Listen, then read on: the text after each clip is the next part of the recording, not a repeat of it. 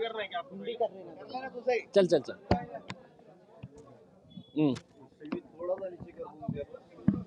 चलिए चलिए चलिए, मैं औरंगाबाद शहर की आवाम का तहे दिल से शुक्रिया अदा करता हूँ। अल्लाह रब्बुल इज़्ज़त का शुक्रिया अदा करता हूँ कि हमारी सबकी दुआओं को कबूल किए। हमारे पार्टी के सदर जनाब बैरिस्टर असदुद्दीन अवैसी साहब, अकबरुद्दीन अवैसी साहब, मजलिस के तमाम ज़िम्मेदारान और इस शहर की वो आवाम जिसने पिछले 10-12 सालों से मजलिस का भरपूर साथ दिया है, और उन्हीं की दुआओं, उन्हीं की ताकतों की वजह से आज अल्हम्दुलिल्लाह यहाँ पर हम 30 से ज़्यादा सीटें हासिल कर चुके हैं। और इंशाअल्लाह हमारा आंकड़ा जो है वो हम 33 सीटें हम जीत रहे हैं। यानी कि भारतीय जनता पार्टी के बाद अगर कोई दूसरा पक्ष यहाँ पर सबसे मजबूत साबित हुआ है तो वह मजलिस इत्तेहादुल मुस्लिमीन साबित हुआ है।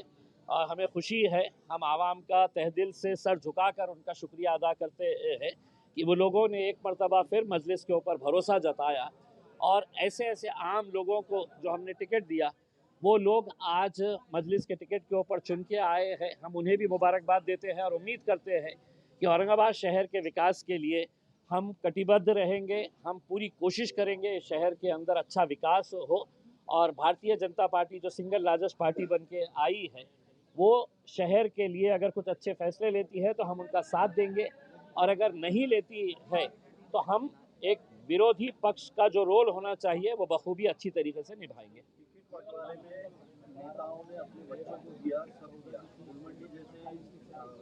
देखिए, एक बहुत बड़ा तमाचा ये कह लीजिएगा जूता मारी है उन तमाम सियासी पार्टियों को जिन्होंने अपने रिश्तेदारों को, अपने घर वालों को टिकट दिया।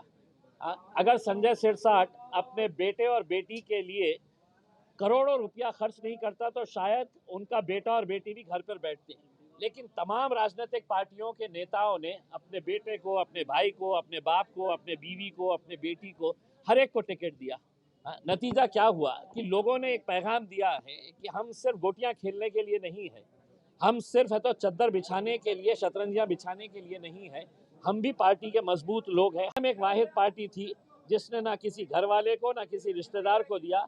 हमने आम लोगों में से लोगों को उठाकर, और जो पार्टी के बारे में हमारे ऊपर इल्ज़ाम लगाते हैं कि एमआईएम जातिवादी पार्टी है, हाँ, आज कितनी सारी हिंदू महिलाओं को हमने चुना कर लाया है, एसटी समाज की महिलाओं को हमने चुना कर लाया है, दलित समाज के हमारे कितने सारे भाइयों और बहनों को हम लोगों ने चुना कर लेके आया है।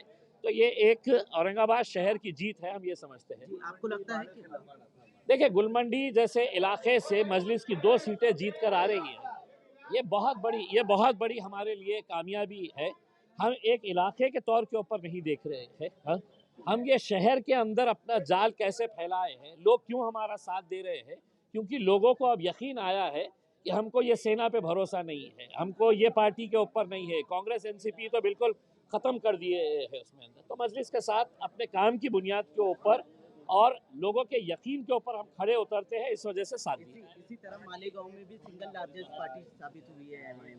देखिए, आप पूरे महाराष्ट्र के अंदर देखिए कि गोवंडी के अंदर हम लोगों ने 4 सीटें जीते हैं, मुमरा के अंदर हम 5 सीटें जीते हैं, धुलिया में अभी तक हमारे 8 सीटें जीत चुके हैं, अमरावती में 9 सीटें जीते हैं, परभनी में 1 सीट जीते हैं, जालना में 2 सीटें जीते हैं, अकोला में 3 सीटें जीते हैं।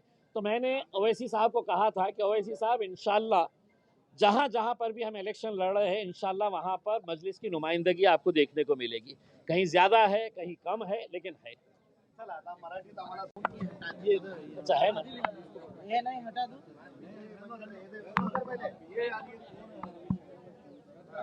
सलाम, एक मिनट। विजय झालेला आहे, काय सांगाल, चेहऱ्यावर तुमच्या हास्य दिसते? नाही, खूप आनंदी आहे आम्हाला पूर्ण विश्वास होता हैदराबाद नंतर देशामध्ये एमआयएमला कुठे लोकांनी खूप जवळून स्वीकारलेले आहे ते औरंगाबाद शहर आहे। इथूनही एक आमदार दिलं होतं, एक खासदार दिलं होतं, आणि जेव्हा लोक सांगायचे की नाही एमआयएम आता औरंगाबादमधून संपलेला आहे, या भरभरून यश जे आम्हाला मिळालेलं आहे, मी सर्वप्रथम अल्लाह रब्बुल इज्जत यांना धन्यवाद देतो।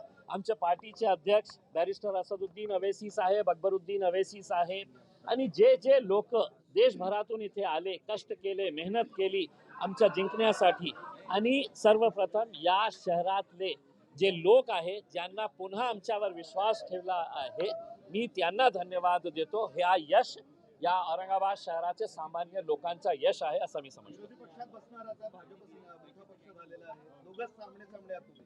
ठीक आहे ना, भाजप स्वाभाविक आहे, त्यांच्याकडे पैसा होता, त्यांच्याकडे पूर्ण ताकद होती, पण भारतीय जनता पार्टीचा एक लक्ष होता पूर्ण महाराष्ट्रामध्ये, त्यांना शिवसेनेला संपायचं होतं, एकनाथ शिंदे साहेबांची शिवसेना संपायचं होतं, म्हणून त्यांनी ऐन वेळी जे अलायन्स ब्रेक केला ते त्यांच्या लक्ष्यमध्ये ते कामयाब झालेले आहे. आता शिवसेना आमच्या मागे आहे, त्यांचा एक मंत्री, पालकमंत्री, आमदार, खासदार, 4-6 आमदार आहे ना त्यांचे, काय उपटले. एमआयएमच्या बाबतीत तुमच्या जे सभा व्हायची त्या सभेमध्ये फक्त एमआयएम, ओवैसी, इम्तियाज जलील, आता लोकांनी तुम्हाला उत्तर दिलेले आहे. आणि ज्या बाबतीत तुम्ही बोलायचे ना की एमआयएम जातीवादी पार्टी आहे, आज हिंदू महिलांनाही सुद्धा आम्ही निवडून आणलेले आहे, दलित समाजाचे लोकांना आम्ही निवडून आणलेले आहे, एसटी समाजातील लोकांना आम्ही निवडून आणलेले आहे. हे सामान्य लोकांचा यश आहे आणि आम्ही या लोकांना ज्यांनी आम्हाला या स्थानावर पोहोचवलेलं आहे त्यांना धन्यवाद देतो.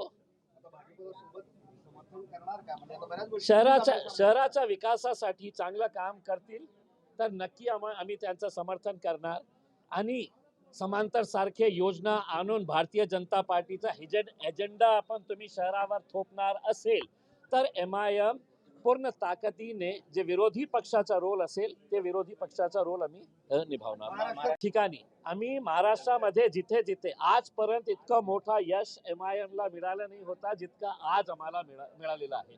गोवंडी सारख्या ठिकाणी आम्ही 4 सीट जिंकलेले आहे, मुंब्रा सारख्या ठिकाणी 5 सीट्स आम्ही जिंकलेले आहे, धुलेमध्ये आतापर्यंत आम्ही 8 सीट जिंकलेले आहे, बहुतेक तिथे आम्ही 15 सीट जिंकणार आहे, अमरावतीमध्ये आम्ही आतापर्यंत 9 सीट जिंकलेले आहे, अकोलामध्ये 3 सीट जिंकलेले आहे, जालनामध्ये 2 सीट जिंकलेले आहे,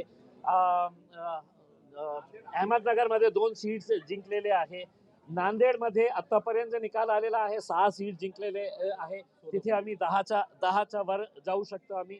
आणि मालेगाव आणि सोलापूरचा निकाल आलेला नाही आहे.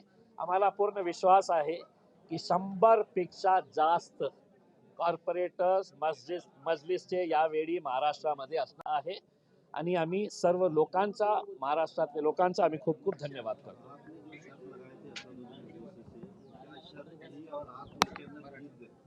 काय हे की ओवैसी साहेबांनी जेव्हा आले होते इथे, मी त्यांना स्पष्टपणे सांगितलं होतं की त्यांचा विश्वास असा होता की आपण 10-12 सीट्स यावेळी जिंकू शकतो.